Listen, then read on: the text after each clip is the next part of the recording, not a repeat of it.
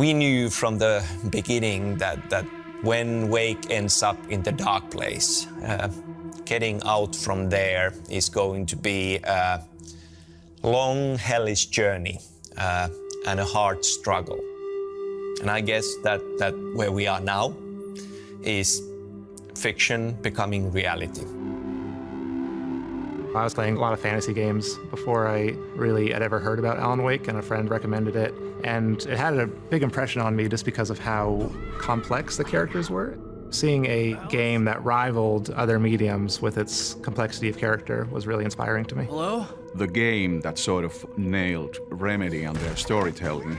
I was mostly impressed by the atmosphere and the lighting, and especially I think the use of music. It was unlike anything I'd ever played, and it felt like I was transported into this playable Stephen King novel with this weird story taking me for a crazy ride. It was first of all proving that we can do bigger games in Finland. There's this Finnish flavor in it that you cannot really put your finger on it, and I like it dearly. We are kind of like cherishing our culture and what we are known for, our quirky little things and manners. Obviously, before Alan Wake, you had Max Payne, which was quirky and strange. But I would say Alan Wake kind of took those qualities and ramped them up to 11. And it's very rare to see a game that is equal parts horror, humor, and strangeness. Al, please tell me we're headed for the nearest "You're now leaving Bright Falls. Come back soon" sign. It was very, very important to me to come up with a hero character who is not a professional hero. Him being a writer allowed me to explore the idea of creative process and writing process as part of the plot, which keeps on being an element, of course, in Alan Wake 2 as well. I think it's kind of common knowledge that we took a lot of inspiration from Twin Peaks, and there was nothing quite like that at the time. We tried to, in that game, integrate the story into the gameplay more, so with the manuscript pages the player found, kind of try and find novel ways to kind of tell the story.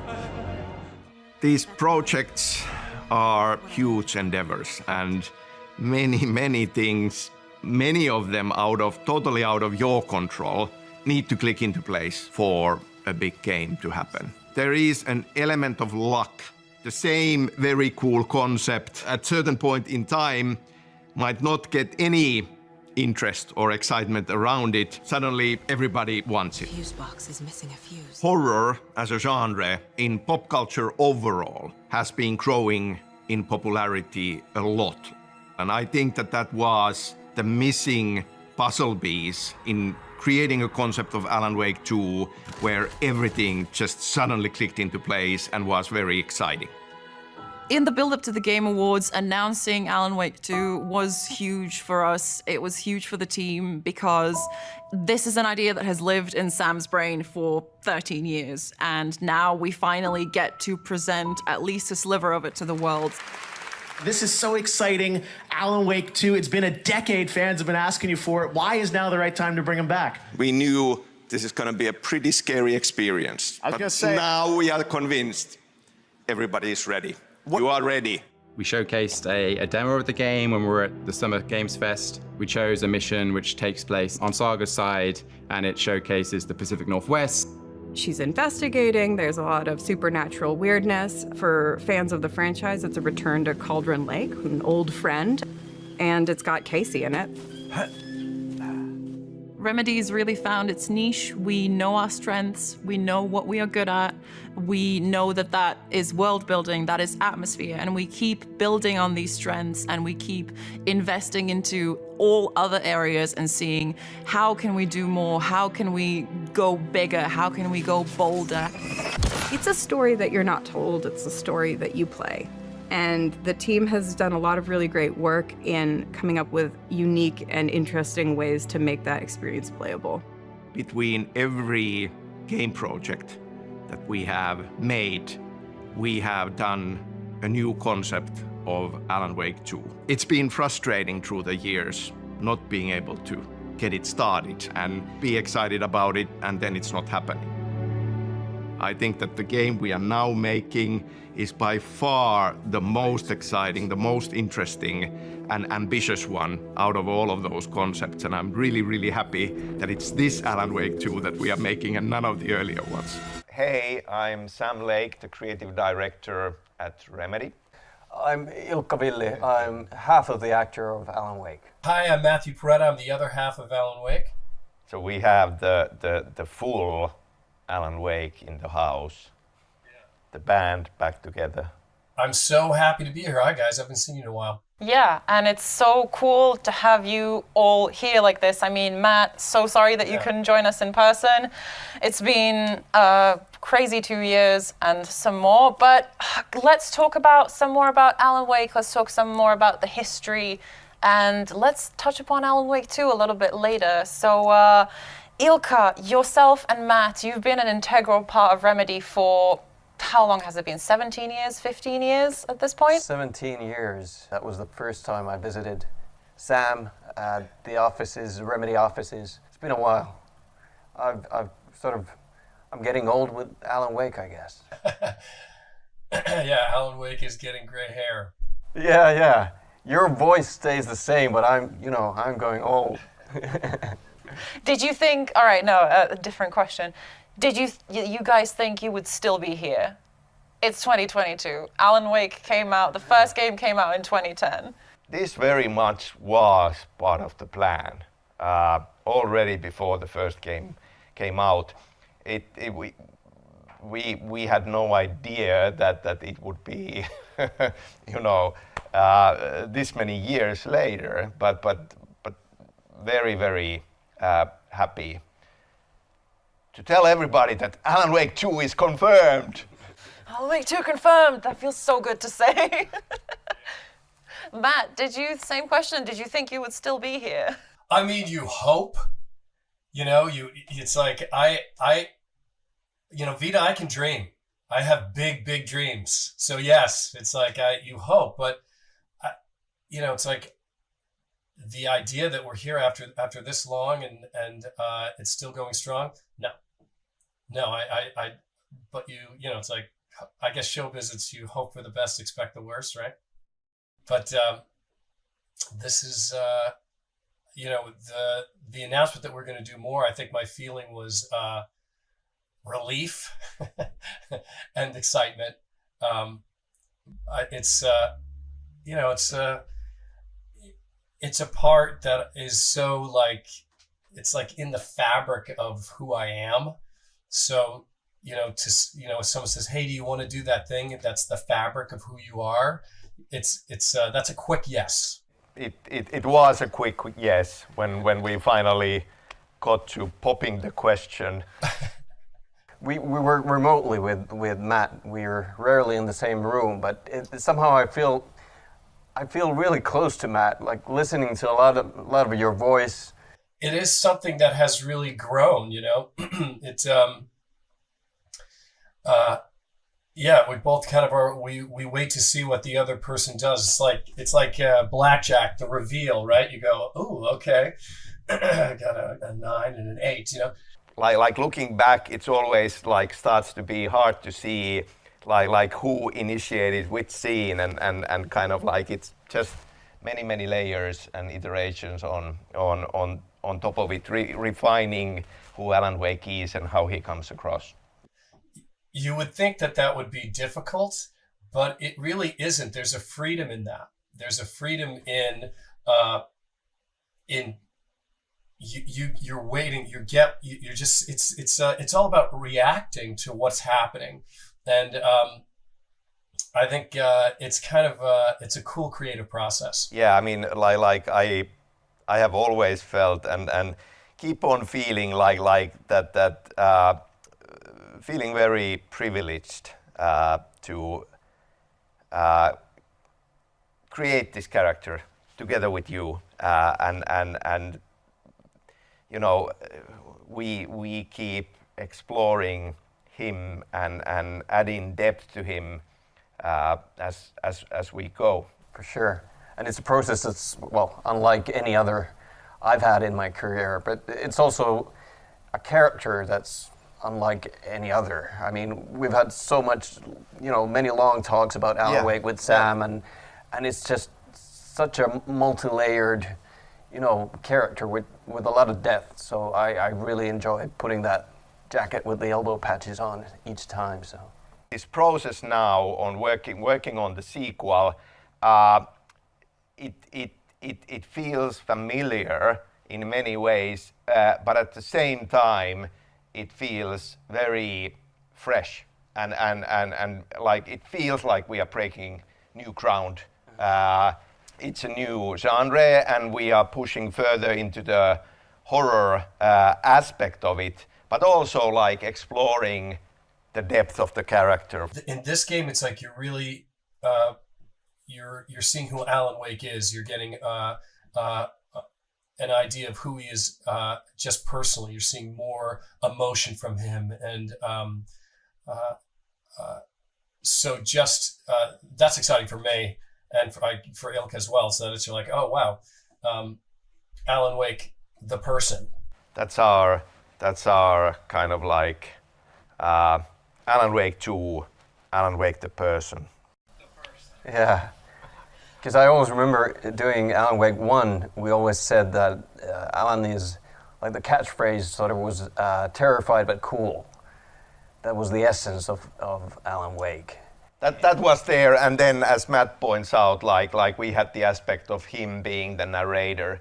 As a storyteller, he is the narrator, like telling the story, and then in the story, terrified but cool. Terrified but cool. But now I feel that, of course, he was more than that already in the first game. But now I feel, like you said, there are so many layers more, and he's like very, a very deep, interesting character. And yeah, we're getting the humanity. He's not that cool anymore. That's the feeling I have. Yeah, I mean, we are pushing him further than ever before, and that's part of a horror story as well, putting the character through a ringer. What was it like for you, Ilka, when Sam said, "Hey, we're doing Alan Wake 2"?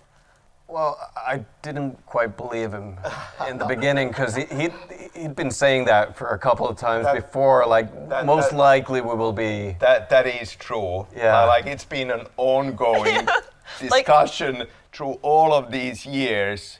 Every 3 years. I really want to do it. Yeah. Would you be up for more if we would get a chance to do it? We are trying to get it done. It seems likely we're gonna do it. Now we're gonna do it. Yeah. And then I mean, like the first 4 times I was like, yeah, let's do this. And now I was like, yeah, whatever. Because, I couldn't believe it. But yeah, when he finally sort of convinced me that this time it's actually happening, I was very happy. You believe it now? Well, kinda. Yeah. Quite. We announced it. Alan Wake 2, it's confirmed, it's happening. How was that? It was wonderful getting to the stage with Jeff and showing the trailer and announcing it and talking about it and the response from our wonderful fans who have been so patient so many years. Ilka, you were in the trailer with the lamp. You looked amazing in all that CG.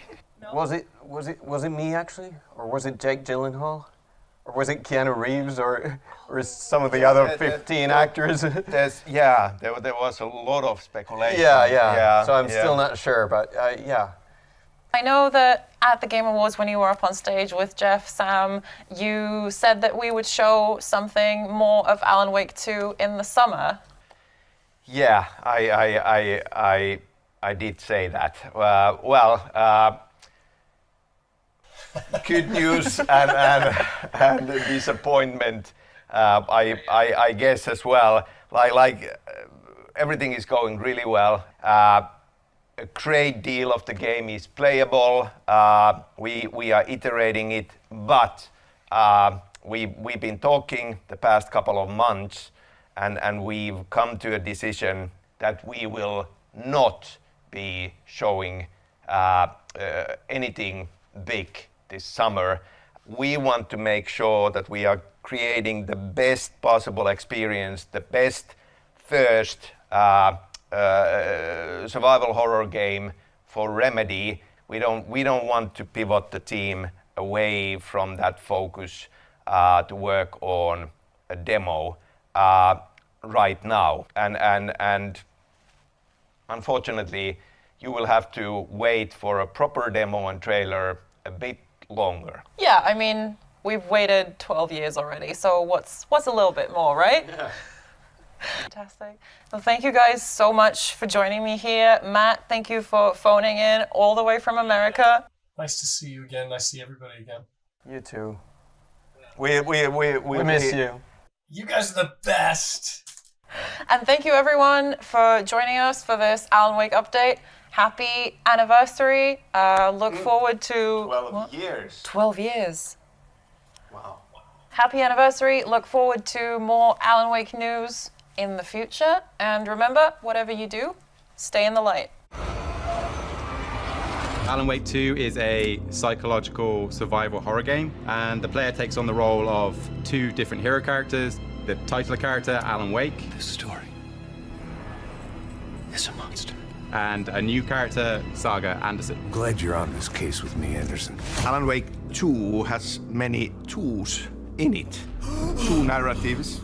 We are exploring two worlds. It's not just Alan Wake this time.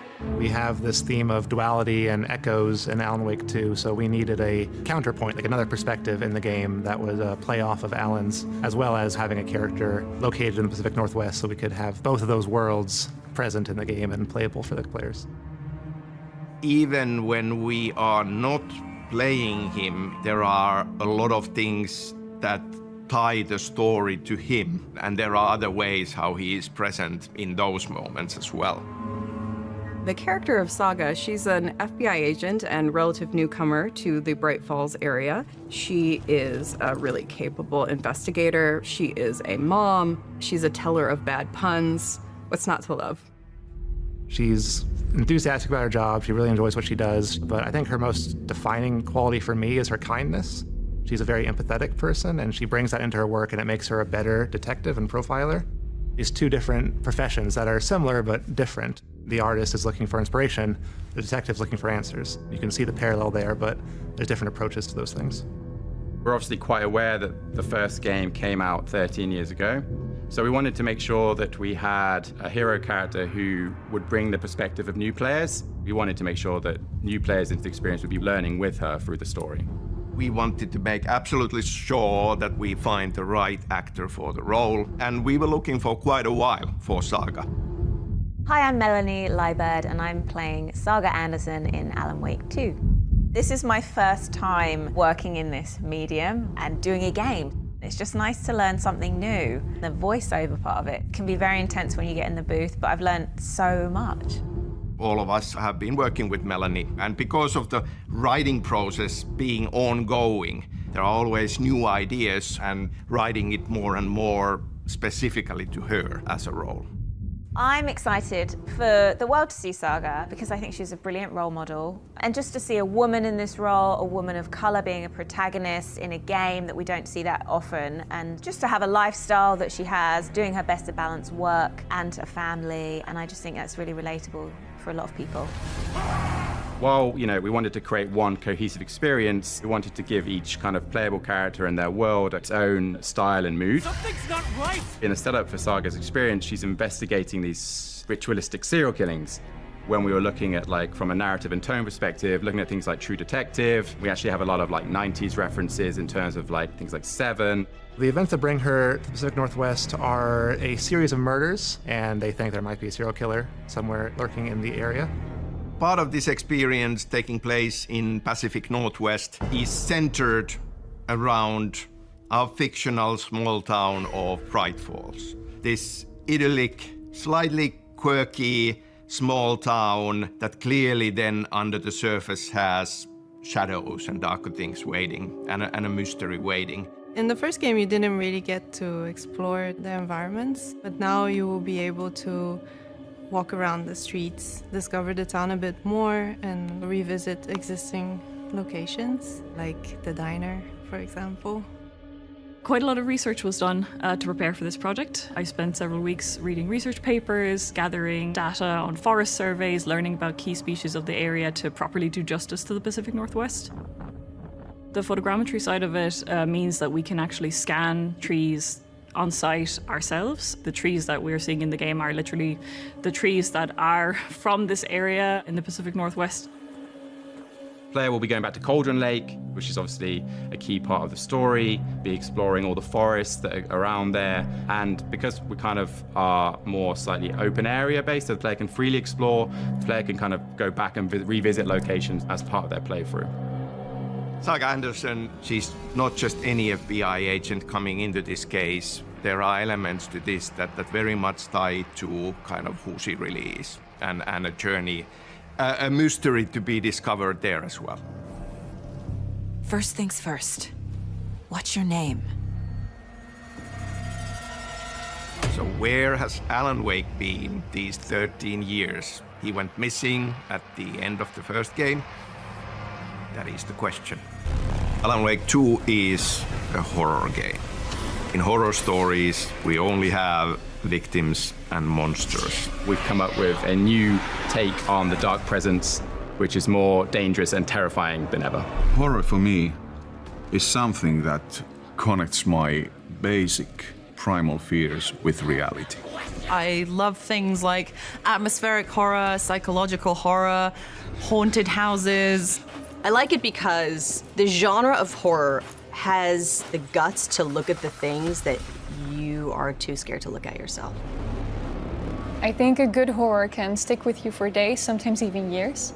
And I think if a good horror manages to give you that feeling, they've really captured something elusive and almost intangible and traumatized the audience in a really, really good way. I don't want to be in the story, just write me out of the story. I really like writing it because I don't have to be surprised by it in a way. I'm setting up surprise for other people. I can scare them. I don't have to scare myself. I'm in control. Alan Wake 1 was very much known for its narrative, and it was telling a horror story, but then there was a bit of a dissonance between the story trying to have this slightly more slow burn feel to it and the kind of fast-paced action gameplay. So we just felt that there was much more of a cohesive fit between the genre of survival horror and the kind of story we wanted to tell for the sequel. Is not so much about the body horror. It's the everyday weird. Things that look just perfectly fine, and then a twist comes and you're like, okay, what's going on here? Like using Dark Place as an example. Every single shadow, a moving piece, I'm looking at it, okay, what was there? The flashlight only illuminates a certain part of a scene, so it very easily focuses your attention in a certain composition. Having the lighting and the shadows dance around the environment quickly incites your brain to play tricks on you. Essentially, what makes the environment scary is the atmosphere. So when you add the lighting and the music, that's when the fun begins. Horror tends to be quite a personal perspective towards the issue itself. At times I've noticed that I felt uneasy, even anxious. It's really interesting to bring yourself towards that edge musically. We've done a lot of sound design experimentation. For example, with the Dark Presence and Dark Presence Roar. What is that? How do we make that so evil? And we've listened to an enormous amount of different people screaming and animals trying to find the correct scream to fit the Dark Presence. I think we managed to make it feel like it's a place with a personality, with a pretty unique feel. We're trying to avoid a lot of the cliches. We're trying not to fall into those traps. So the sense of dread and anticipation is really there. Get away! Get away! The live action elements are part of the horror for sure. We are using blended video on top of the game footage for these very strange, nightmarish visions. Alan Wake as a franchise is very much supernatural, very dreamlike. So it allows us to kind of lean on that and then utilize live action in a way that doesn't feel disconnected from that kind of overall experience. Using live action film footage in our games comes from several different directions. Our games are set in a version of present day. And there I feel that building the world using the mediums that are present in our lives is important and makes it more believable and is just a very logical choice. We are almost like shifting through layers of reality, so we are falling into these live action bits that you see on the screen and experiencing that and then falling out of them again. Doing more live action is very, very exciting for me. Yeah. I love doing motion capture and all that, but being with you in the same room, I mean, it's fantastic. Each shot and each scene feels like a different story, and it's been great. I've never done anything like this. It's been cool. Cheers. Keep peace. You always have an idea of what the game will be when you start out, and then more creative people who are better at your job than you are come on and do cool stuff. This idea I had is kind of not exactly as it was when we started out, but it's become this thing which is even better than what I thought it was going to be. I feel lucky that I have been able to stuff all kinds of crazy experimental things into this experience. Atmosphere and horror and interactive storytelling and mixing of different mediums together, all of that combined into what Alan Wake 2 is. Fans of the original game and people who may have not experienced Alan Wake, be afraid, be very afraid. So Alan Wake 2, obviously gameplay mechanics, kind of creating that survival horror experience is very important. There's going to be a lot to handle, but the player will have all the tools in their disposal to fight the darkness. Saga story starts relatively classic horror movie. It's like someone from the real world entering this quirky town, coming here to do a job. She has this uncanny intuition that allow her to solve difficult cases. She kind of perceives that threat through the lens of this case board. The case board is a mental projection where she kind of gets to stash data that she's gathered, and that's where she makes sense of it. She's profiling suspects who appear in vision-like way. She calls it her mind place. When she's confronted to her first take-in, suddenly the supernatural is really present, and she's excited about it. She's curious, it's something new for her. When Kieran meets Saga for the first time, it was interesting to have this feeling of like being protective. Like, trust me, you don't want to cross this line, because when you see all the things that we've seen at FBC, there's no coming back from this. But when the supernatural threatens a family, the stakes are much higher, and she has to fight for her own life and the life of her loved one. Logan? Logan! So Saga has her mind place, and then because we've got the two experiences, this idea of duality, we wanted to have the same concept mirrored on Alan Wake's side. So he has what we call the writer's room. There'll be in a version of Wake's cabin from the first game, and then inside there we have different modules that the player can interact with. One of those modules is what we call the plot board. The player can see what they've done in the past. It almost acts like a quest log in a traditional game, and the player will be discovering inspiration for Alan. So he'll be kind of coming across what we call echo scenes. Something lingered here. A half-forgotten memory. An echo. These give Alan ideas that the player can then utilize on the board. It's the idea of rewriting reality to be able to change the world around them. I changed the story. And with that, the dark place changed. This allows them to kind of progress through areas they would not be able to before. It'll uncover new narrative information, potentially even uncover more dangerous threats in that space. Some Fed came looking for the cult, but it was a trap. Light is definitely a big part of Alan Wake 2. We have this new mechanic that allows Alan to place and remove lights in predefined scenes. And since the dark place works in mysterious ways, doing this actually has a physical effect on the world. So, for example, a wall could turn into a doorway or a set of ladders. This gives, of course, different opportunities for exploration and gameplay. You need to use your light in a conservative way, because sometimes it helps you to guide your way, and sometimes it can actually hamper your progression. Saga needs to use her flashlight to burn away the darkness, expose weak spot, and finding new possibilities of taking down the enemies.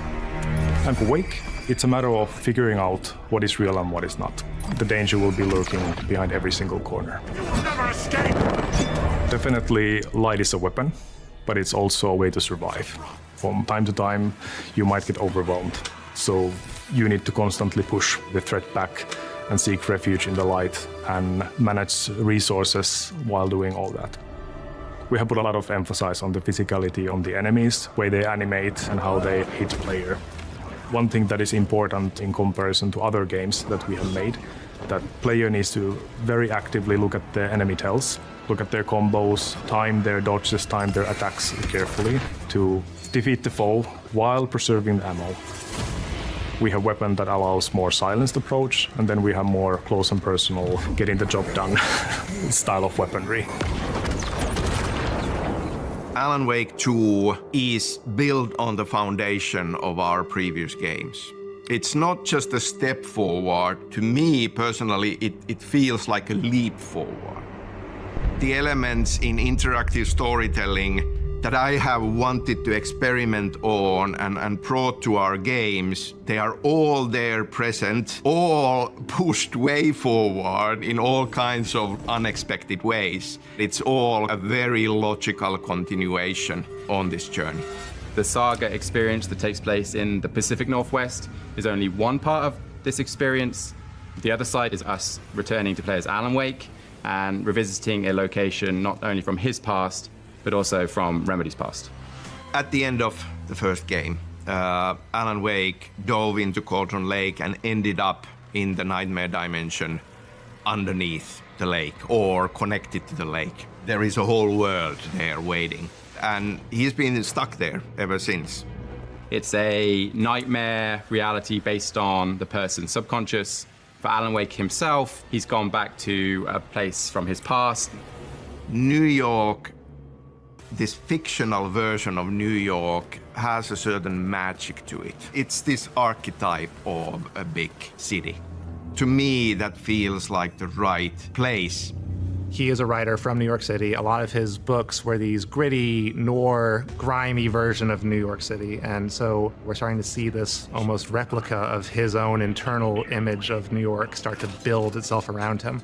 There's a lot of history that's happened there from a narrative experience related to his wife, Alice. There will be characters that turn up in New York that kind of are connected to some of those books that he wrote as well. The New York we refer to is an echo of the hard-boiled crime noir city present in the Alex Casey book, which is the novel written by Alan Wake. Another place to use in the story. We only used the very old school graffiti from the 70s and the 80s, and we kind of came up with our own version of it, which has a bit of a twist of like horror and nightmare. So we created something that we call nightmare graffiti. If you pay attention to details, even the smallest sign has something to say to you. And we want to create the feeling that the dark place is talking to Alan and the player. It's sort of a surreal, ever-changing, ever-modulating dreamscape. We want to make the player feel uneasy at all times. He has learned a lot. So we come back to him, and in some ways, he is the master of the supernatural now. Is he better off because of that? No, quite the contrary. And that to me also is a big part of the horror of it. Like he's really, really lost and really, really struggling. For him, it could be 1 or 1,000 years. He is just in this room with a typewriter, and that's his world at this point. He's just writing and writing and writing and working through a way out, like trying to find an escape through the only tool that he has, which is writing. Saga is fighting for her life while Alan is fighting for his own sanity. It's really about like paranoia, confusion. Will you take the risk of revealing the shadow even if there is a monster hidden behind? In the Pacific Northwest, playing as Saga, I feel there's more of an ebb and flow, or at least it will feel that way to the player. They'd come back to Saga as a part of the game and feel maybe a little bit of relief. Not to say that the Pacific Northwest doesn't have its own dangers, because we definitely do. To me, Ilkka Villi, the physical actor of Alan Wake, and Matthew Poreda, the voice actor of Alan Wake, that is who Alan Wake is. There was never any question of Alan Wake being portrayed by anyone else. This is how it works. Ilkka will paint a picture, and then he'll send it to me, and then I'll paint a little bit on the picture, and then I send it back to him.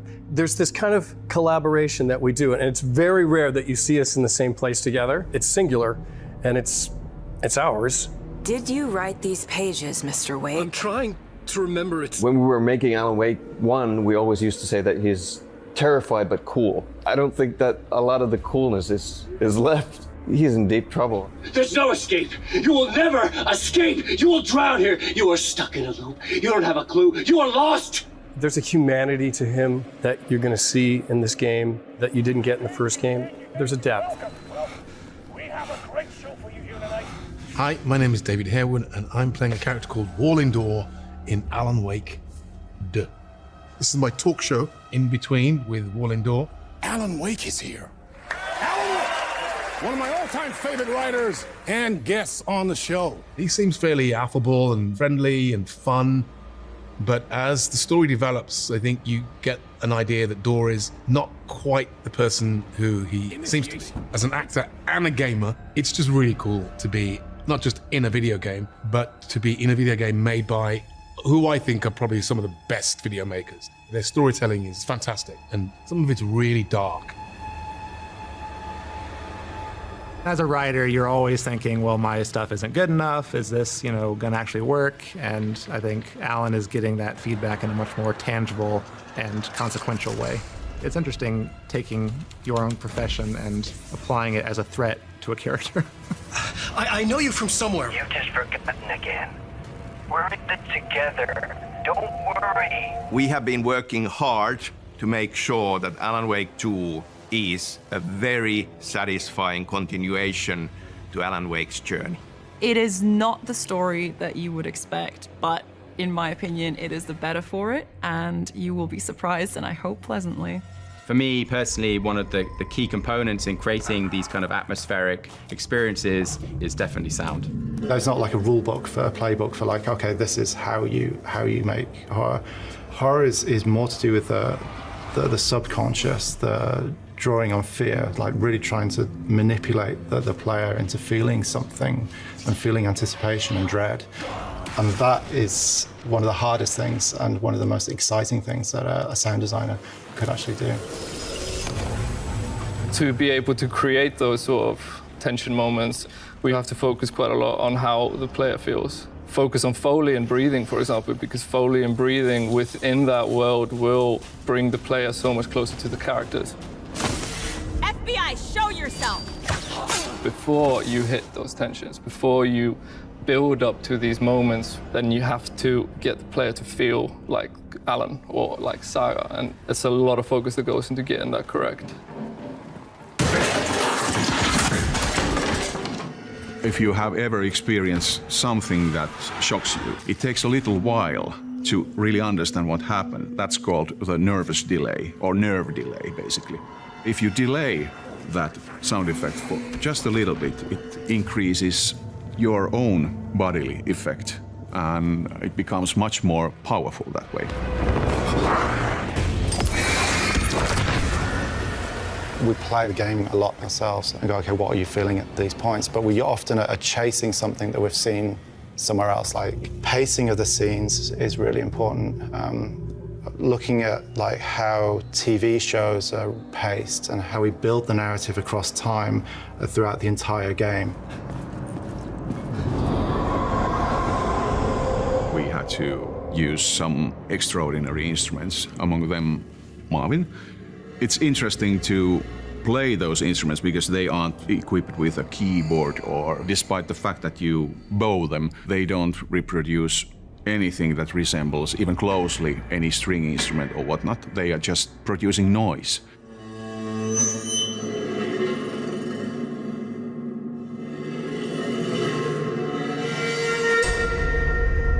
We did a lot of recordings on instruments as well on the audio design side, so we were smashing them up, submerging them, bowing them. We send these to Petri, Petri sends us his stems, so it's a very collaborative effort, and specifically in the Dark Place, because we want to blur the line between sound design and music.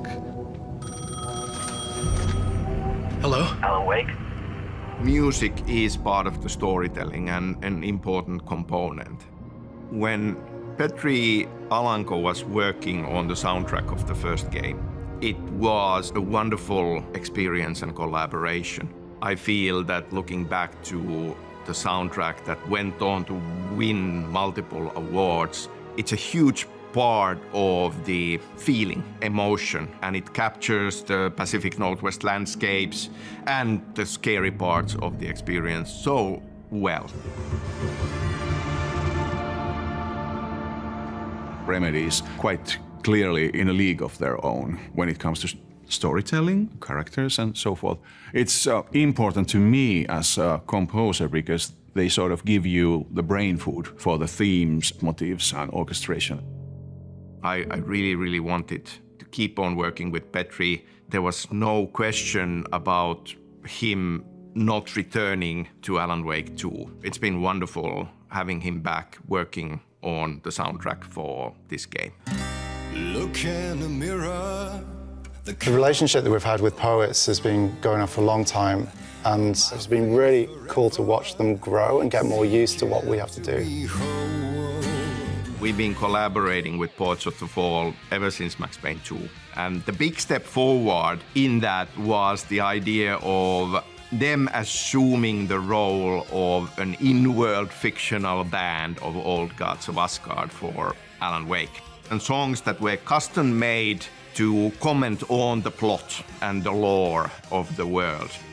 When Sam came back to me and said that they're actually doing more Alan Wake and they wanted Old Gods to have an even sort of bigger role in it, and that was very exciting. I don't think there was ever a question in our minds about whether we would do it or not. It's always been so much fun to do that stuff, and it's challenging in its ways, but it's also educational from the get-go. It was like, yeah, let's do this. I brought you the Heart Witch. Show me the terror. Show me the terror.